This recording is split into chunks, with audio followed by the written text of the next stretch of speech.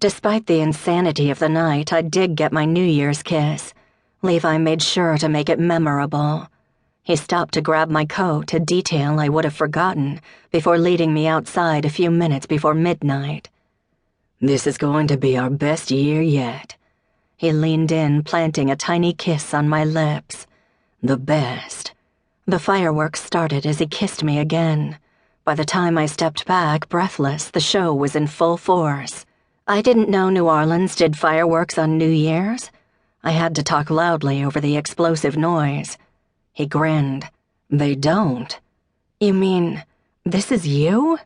I pointed at the incredible show above us. The colors were fantastic, and I felt like a kid again waiting for each set. "I wanted it to be memorable." He took my hand. I glanced around, surprised I didn't hear any cheering or anything. "Wait, why isn't anyone else out here?" "They were instructed to keep everyone else inside until 12:05. As if on cue, people started flooding out. I laughed. "Right on time." "Exactly. Wanna go home?" I wasn't surprised when he asked me. The kiss let me know there was much more to come. I needed him. The only thing that was going to calm me down was a night with Levi. It might even save me from the killer headache I could feel forming. I'd been getting them every few days since leaving for Vermont, and Levi had a knack for getting rid of them just by being near me. Yes, definitely yes. We just need to call Haley. "I already told everyone we were leaving." "How'd you know I'd want to go?" He started to button my coat. I hadn't bothered with it when we came out. "Great minds think alike." "I've been waiting for this all night." Levi unzipped my dress, letting it fall onto the floor of his room. "You aren't the only one."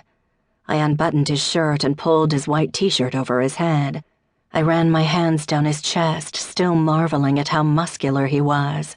"Happy New Year to me." He unclasped my bra and pulled down my panties at the same time. His eyes devoured my naked body, and I unbuttoned his pants, tugging off his boxers. He stepped out of his pants and shorts before taking a seat on his bed. He pulled me onto his lap, and I wrapped my arms around his neck. I was glad no one else was home.